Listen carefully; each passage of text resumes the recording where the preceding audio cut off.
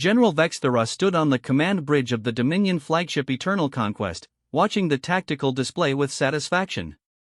Below, the third planet of the Terran system burned under the relentless bombardment of her fleet. The humans had proven more resilient than expected, but, like all species before them, they would fall. "Another victory for the Korthak Dominion," she muttered, her forearms crossed behind her chitinous back. At over 3 meters tall, with razor-sharp claws and natural armor plating, Vexthera was the pinnacle of Korthak evolution.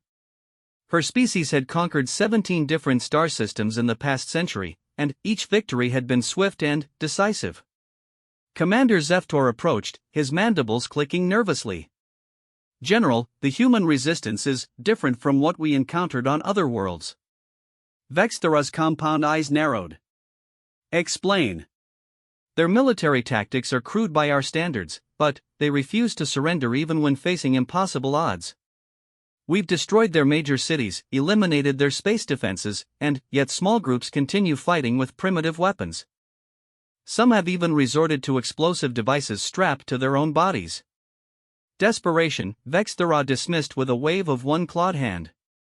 "I've seen it before. The Zalarians threw themselves from cliffs rather than submit.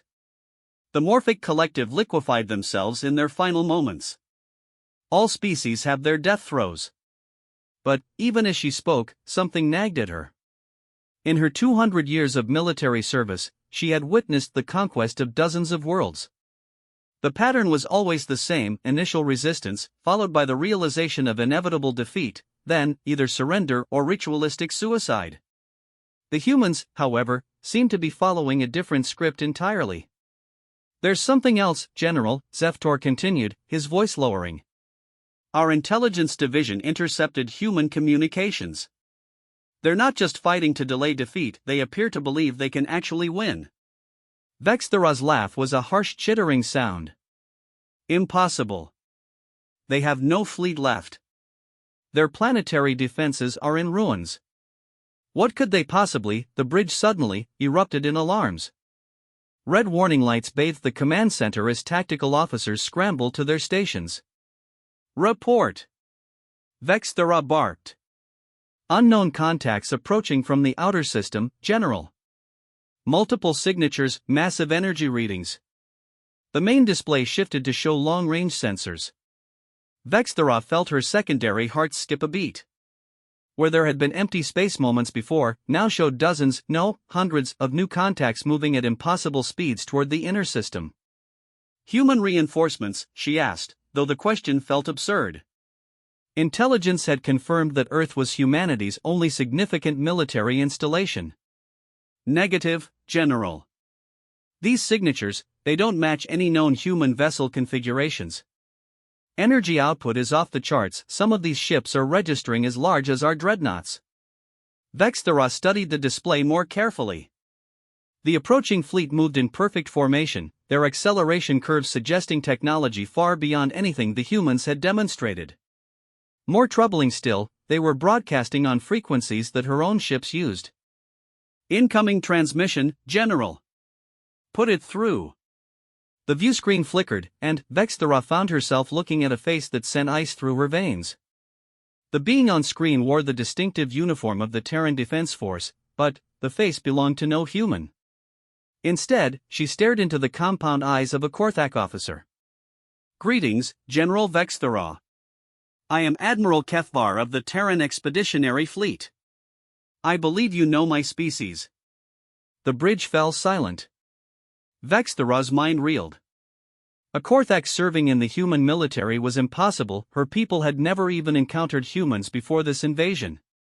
"You're not human," she managed. "Correct. I am Korthak, born on Korth Prime, educated in the Dominion Academy, and a former major in the Dominion fleet. Until I learned what the Dominion really was, and what humanity offered instead." "Impossible. You're some kind of shapeshifter, a human trick. If you check your records, General, you'll find Major Kethvar disappeared during a patrol mission 3 years ago near the Vale Nebula. I was declared dead after my ship was found destroyed. What you won't find in those records is that I was rescued by a human exploration vessel." The impossible words continued. They had every reason to treat me as an enemy. I had fired on them when they approached my damaged ship, believing them to be pirates. Instead, they rescued me, healed my wounds, and showed me something I had never seen in 2 centuries of Dominion service: a society where strength is used to protect, not to conquer. Vexthara's tactical mind raced. If this was true, if there really was a Korthak commanding human ships, then everything she thought she understood about these creatures was wrong. "You're a traitor," she snarled. "I prefer to think of myself as someone who finally found a cause worth fighting for. General, you have 10 minutes to withdraw your forces from this system. After that, we will demonstrate why humanity has survived every extinction event their world has thrown at them, and why they will survive you too." The transmission cut out, leaving Vexthara staring at a blank screen. Around her, the bridge crew waited for orders. She could feel their eyes on her, watching for any sign of weakness. In Korthak society, showing uncertainty was often a death sentence for a commander. "Analysis," she demanded. The sensor officer's voice shook slightly. "General, preliminary scans of the approaching fleet show technological signatures we don't recognize. Their ships appear to be fusion of multiple technologies, some Korthak, some unknown, and others that register as completely alien." "Impossible. The humans are barely spacefaring. They achieved faster-than-light travel less than a century ago." "Yes, General, but what if they've had help? What if there are other species working with them?" Vexthara's blood chilled. The Dominion's expansion had always been predicated on fighting isolated worlds, species that had no allies or advanced technology. If humanity had somehow formed alliances with other spacefaring races. "Sir!" The communications officer's voice cracked. "I'm receiving transmissions from the approaching fleet. They're using Korthak military codes, old ones, but legitimate. Show me the fleet composition." The tactical display updated, and Vexthara felt her world shift beneath her feet. The approaching armada wasn't just large, it was diverse. She recognized Korthak dreadnought profiles, but also sleek vessels that could only be Zalarian cruisers. The flowing, organic shapes of morphic collective bioships hung alongside angular human destroyers and something that looked like crystalline spires of pure energy. "How many species?" she whispered. "At least 6 confirmed, General. Possibly more." The implications crashed over her like a tsunami. Humanity hadn't just survived contact with other spacefaring races, they had convinced them to fight alongside them.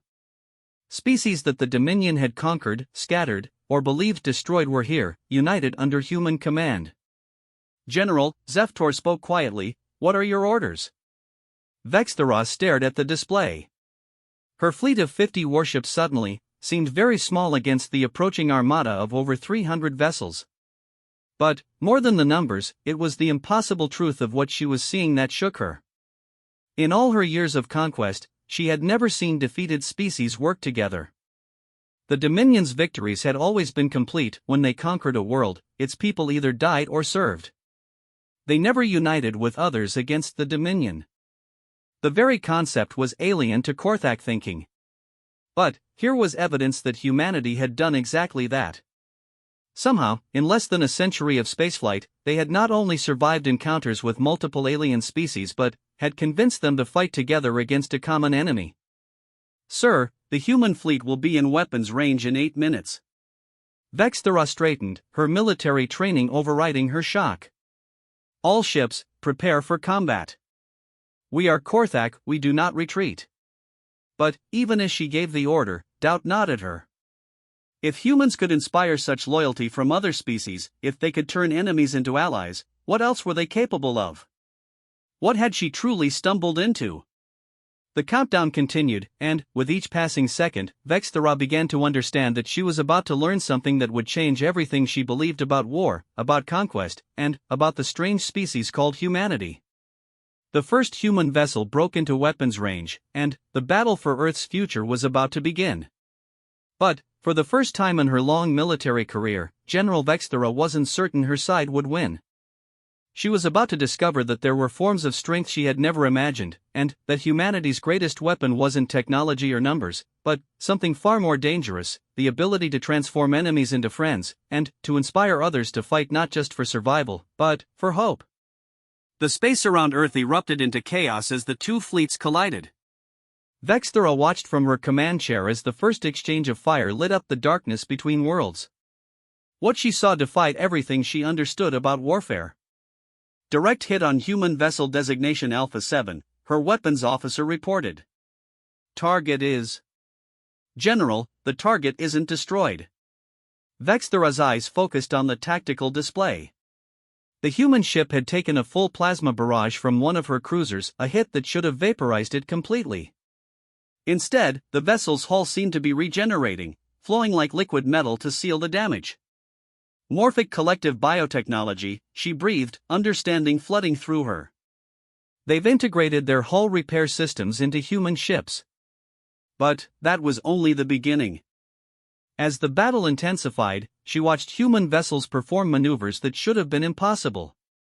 Ships would suddenly phase out of existence, reappearing behind Dominion lines to strike at vulnerable engine sections. Others moved with the liquid grace of living things, bending and flexing around incoming fire. "General!" Zeftor's voice was tight with stress. "The enemy fleet isn't just using mixed technology, they're using it in ways we've never seen. That human destroyer just fired a weapon that created a localized gravitational distortion. 3 of our fighters were crushed instantly." Vexthera studied the battle more carefully. Each enemy vessel seemed to fight with the combined knowledge of multiple species. A human frigate would use Korthak shield harmonics while firing Zalarian energy weapons and maneuvering with what appeared to be technology from species she couldn't even identify. "How is this possible?" she muttered. "Each of these technologies should be incompatible. The power requirements alone should tear their ships apart." Her answer came from an unexpected source. A new voice crackled over the communication system, speaking in perfect Korthak battle dialect. "General Vexthera, this is Engineer Thekanael of the Terran vessel Unity's Promise. I was once chief engineer on the Dominion dreadnought Iron Conquest. Perhaps you remember the ship?" Vexthera's mandibles clicked involuntarily. She remembered the Iron Conquest well. It had been one of the Dominion's most advanced vessels, lost during the campaign against the Zalarian Confederacy 5 years earlier. "You're supposed to be dead," she transmitted back. "According to Dominion records, yes. What those records don't show is that after our ship was destroyed, I spent 3 days floating in an escape pod, convinced I would die alone in the void. Then, a human rescue ship picked me up. Not only did they save my life, but when they learned I was an engineer, they asked for my help." The battle raged around them as Thekanael continued his impossible explanation. "General, these humans don't think like we do. When they rescued me, they didn't interrogate me or demand I serve them. They asked me to teach them about Korthak technology. In return, they shared their own knowledge freely. But, more than that, they introduced me to other survivors. Zalarians who had escaped the purges, morphic collective individuals who had been presumed extinct, even species I had never heard of." On her display, Vexthera watched a human carrier launch fighters that moved with the swarm intelligence of the morphic collective while firing weapons that clearly incorporated Korthak plasma technology. It should have been chaos, but instead it was beautiful, a deadly dance of perfect coordination. "Don't you see, General? Humans don't conquer technology, they integrate it. They don't dominate other species, they learn from them. Every refugee, every survivor, every being who has fled Dominion expansion, they've been gathering them all. Teaching them, learning from them, combining their knowledge into something greater than the sum of its parts." Vexthera felt something cold settling in her stomach. "You're telling me that every species the Dominion has scattered has found sanctuary with humans? Not just sanctuary. Purpose. Hope. A chance to strike back at the force that destroyed their worlds and murdered their families. General, do you want to know the real difference between the Dominion and humanity?" Before Vexthera could respond, her tactical display lit up with new warnings. The human fleet was changing formation, and she could see why. Her own ships were being systematically outmaneuvered, their weapons neutralized by adaptive shields that seemed to learn from each attack. The difference, Thekanael continued, is that when the Dominion conquers a species, we take their resources and destroy their culture. When humans encounter a species, they try to understand what makes them unique and help them become more than they were before. We create enemies. They create allies.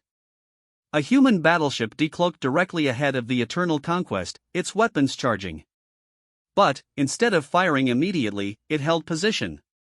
On Vexthera's screen, Admiral Kefvar's face appeared again. "General, you have fought well, but this battle is over. Your fleet is surrounded, outgunned, and, most importantly, outthought. I'm offering you the same choice humanity offered me 3 years ago: surrender and learn, or continue fighting and face destruction." Vexthera looked around her bridge. Half her fleet was disabled or destroyed. The survivors were trapped between converging human formations, their escape routes cut off by ships that seemed to anticipate their every move. "And if I surrender? What happens to me and my crew?" "You become our guests while you decide if you want to become our allies." "General, I know this is hard to accept, but humanity doesn't want to destroy the Korthak. They want to save us from ourselves." "That's impossible. Humans are weak, primitive." "General," Kefvar interrupted gently, "look at what they've accomplished. In less than a century, they've united dozens of species in common cause. They've developed technology that surpasses anything the Dominion has created. They've built a fleet capable of defeating the greatest military force in the galaxy. Does that sound like the work of a weak species?" Vexthera stared at the tactical display. The human fleet hung around her ships like a predator that had chosen mercy over the kill. Every vessel she could see represented cooperation between species that should have been impossible. Every weapon they carried was evidence of knowledge shared freely rather than taken by force. "General," Zeftor spoke quietly, "sensors are detecting massive energy buildup across the human fleet. If we don't surrender now..." "I know," Vexthera said. She thought of her crew, many of whom had served with her for decades. She thought of the Dominion's endless wars, the worlds she had helped conquer, the civilization she had watched burn. She had always told herself it was necessary, that strength was the only truth that mattered in the universe. But, here was evidence of a different kind of strength, one that built instead of destroying, that united instead of conquering. "Admiral Kefvar," she said finally. I request clarification. If my crew and I surrender, what exactly are you offering?" "The same thing humanity offers everyone, General. A chance to be part of something greater. Your knowledge of Dominion tactics and technology would be invaluable in protecting other worlds from conquest. Your experience could help us save countless lives. And, personally..." Kefvar paused. "I think you might find that fighting to protect is far more satisfying than fighting to destroy." Around the bridge, Vexthera could see her crew waiting for her decision. These were Korthak warriors, trained from birth to conquer or die. But she could also see something else in their eyes: curiosity. The impossible things they had witnessed in this battle had shaken their worldview as much as hers. "All Dominion vessels," she announced on the fleet frequency, "stand down. Deactivate weapons and await boarding by human personnel." She took a deep breath. "We surrender." The response was immediate. Across the human fleet, weapon signatures powered down. Instead of boarding craft filled with armed soldiers, the humans sent medical ships and engineers. Within hours, Dominion wounded were being treated by human doctors working alongside Korthak medics, sharing techniques and knowledge. As Vexthera waited in her quarters under guard, she found herself thinking about everything Thekanael and Kefvar had told her. The Dominion had always taught that conflict was inevitable, that only the strong deserved to survive. But humanity seemed to operate on an entirely different principle: that everyone deserved a chance to survive and grow. Later that day, a human officer arrived to escort her to a meeting. To her surprise, it wasn't an interrogation but a briefing. In a conference room aboard the human flagship, she found herself surrounded by beings from a dozen different species, all working together on what appeared to be defensive strategies for other worlds threatened by Dominion expansion. General Vexthera, Admiral Kethvar greeted her. "Welcome to the real war. We have 47 worlds under immediate threat from Dominion forces. Your knowledge of their tactics could help us save millions of lives. Are you willing to help?" Vexthera looked around the room at the impossible sight of former enemies working together as equals. For the first time in her military career, she was being asked to help save lives rather than take them. "Yes," she said quietly. "I am willing to learn." And, in that moment, she began to understand that humanity's true strength wasn't their technology or their numbers, it was their ability to see potential allies where others saw only enemies, and to offer hope where others brought only despair. 6 months after her surrender, former General Vexthera stood on the observation deck of the Terran command station orbiting New Geneva, watching something that would have been impossible to imagine a year ago. Below, construction crews composed of dozens of different species worked together to build what humans called as sanctuary fleet vessels designed not for conquest, but for evacuation and protection of refugee populations. The changes in herself were just as dramatic as the changes she witnessed. Gone was her Dominion uniform and rank insignia. In their place, she wore the simple blue and silver of the Terran Defense Force, with a new designation that still felt strange: Strategic Advisor for Refugee Integration. More than her clothes had changed, her entire understanding of warfare, strength, and survival had been transformed. Remarkable, isn't it? The voice belonged to Dr. Sarah Chen, the human xenobiologist who had become something Vexthera had never thought possible, a true friend. "When we first started the Sanctuary project, most of my colleagues thought I was crazy. They said it was impossible to get so many different species to work together effectively." Vexthera's mandibles clicked in. What she had learned was the human equivalent of laughter. "Your colleagues weren't wrong. It should be impossible. Every military doctrine I ever studied said that multi-species cooperation would collapse under the weight of biological and cultural differences. So what changed your mind?" Dr. Chen asked, though she already knew the answer. They had discussed this many times during the long process of Vexthera's integration into human society. "I learned that humans don't follow military doctrine when it comes to helping others," Vexthera replied. "You follow something much more dangerous, you follow hope." Through the observation window, they watched a morphic collective bioship extend tendrils to help a human engineering crew install adaptive shielding on a Zalarian transport. The sight still amazed Vexthera. Each species was contributing their unique strengths to create something better than any of them could achieve alone. "The Dominion taught me that strength came from dominance," she continued. "That survival meant eliminating potential threats before they could challenge you. But humanity showed me a different kind of strength, the kind that comes from lifting others up instead of tearing them down." Dr. Chen nodded. "You know, when Admiral Kethvar first proposed offering sanctuary to Dominion defectors, there was significant opposition. Many people remembered the destruction your forces had caused. They wanted justice, not cooperation. What changed their minds?" "A 12-year-old girl named Maria Santos. Her family had been evacuated from one of the border colonies your fleet attacked. During a town hall meeting about the defector program, she stood up and asked a simple question: if we don't help the good ones escape, how will they ever become good?" The whole debate changed after that. Vexthera absorbed this information silently. Human children, she had learned, often possessed a clarity that adults had lost. Their capacity to see potential rather than just past actions had been one of the hardest things for her to understand, and one of the most transformative. A chime indicated an incoming message. Dr. Chen activated the communication panel, and Admiral Kethvar's familiar face appeared on the screen. "Vexthera, we need you on the command deck. We've received a priority message from the Dominion High Command." As they made their way through the station's corridors, Vexthera reflected on how much had changed. The hallways bustled with beings from dozens of worlds, all working toward common goals.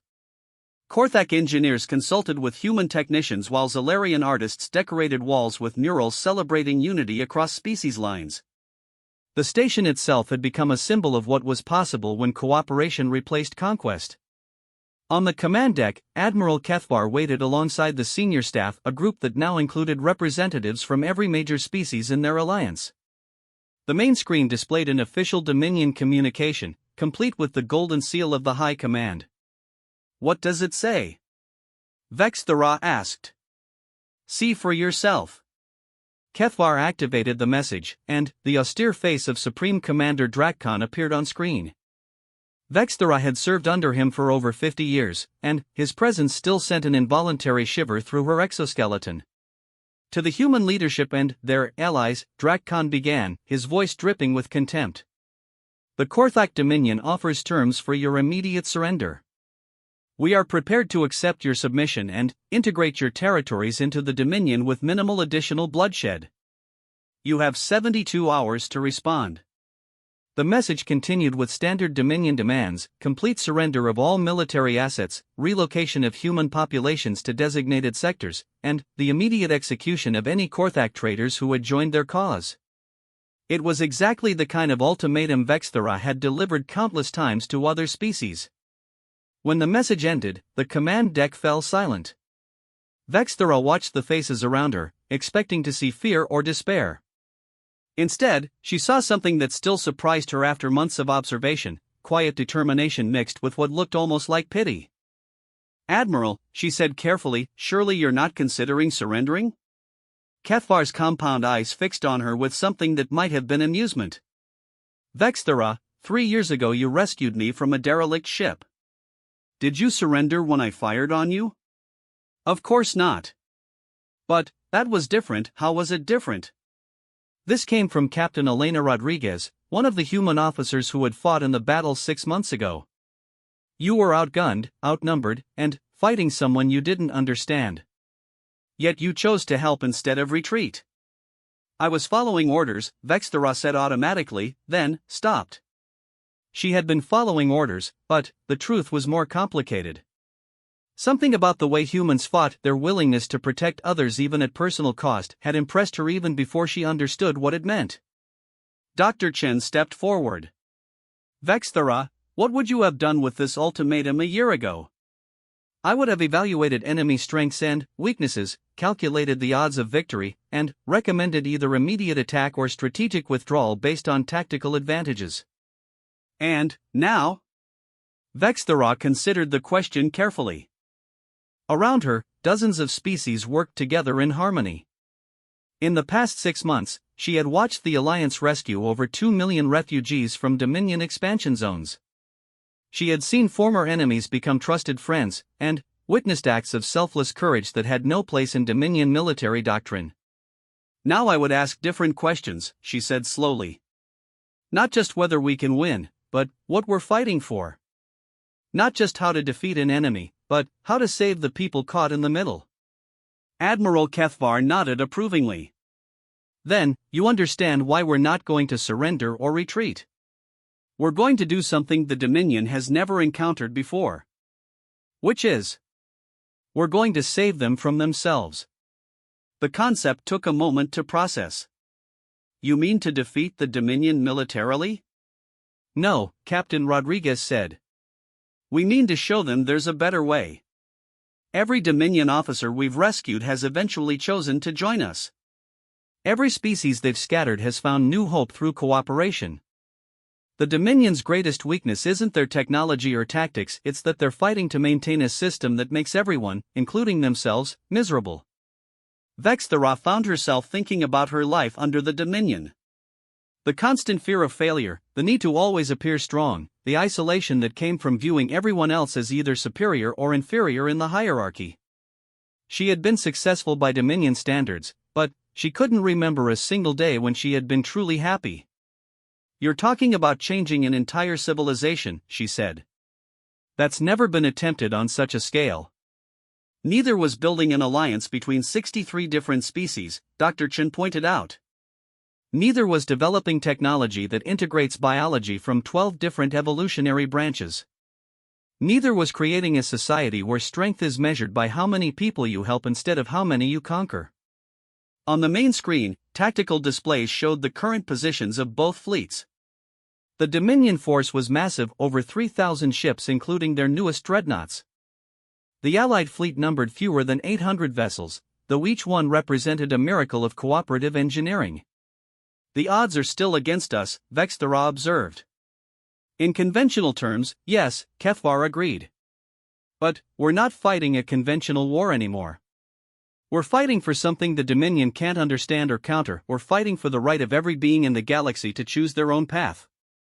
Over the following days, Vexthera watched as the Alliance prepared for what everyone knew would be the decisive battle. But their preparations were unlike anything she had seen in 2 centuries of military service. Instead of focusing solely on weapons and tactics, they spent equal time on communication arrays, translation protocols, and what humans called cultural integration packages. "We're not just planning to win a battle," Dr. Chen explained as they observed the preparations. "We're planning to win a peace." The battle, when it came, was everything Vexthera had expected and nothing she had prepared for. The Dominion attacked with overwhelming force, their massive fleet deploying in standard conquest formation. The Alliance fleet met them with tactics that should have been impossible: ships that fought as individual units while somehow maintaining perfect coordination, weapons that adapted in real time to enemy defenses, and strategies that seemed to anticipate every Dominion move. But the true shock came 3 hours into the battle, when something unprecedented happened. Dominion ships began to withdraw, not in retreat, but in confusion. Across the communication bands, Vexthera heard Dominion officers talking to their Alliance counterparts, asking questions that had no place in military engagement. "Why are you fighting to protect worlds that aren't even your own?" one Dominion captain asked during a temporary ceasefire to rescue survivors from a damaged ship. "Because they're people who need help," came the simple reply from a human commander. Isn't that reason enough? By the end of the day, over 40 Dominion vessels had requested sanctuary. Their crews, faced with an enemy that refused to behave like an enemy, began to question everything they had been taught about strength, survival, and the nature of civilization itself. Standing on the observation deck as rescue ships from both fleets worked together to aid the wounded, Vexthera finally understood the true nature of humanity's strength. They didn't win because they were more powerful, they won because they offered something better than victory.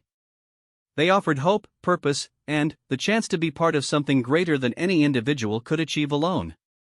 "You were right," she said to Dr. Chen as they watched former enemies work side by side. "This isn't really about warfare at all." "No," Dr. Chen agreed. "It's about growth. About becoming more than we were before we met each other.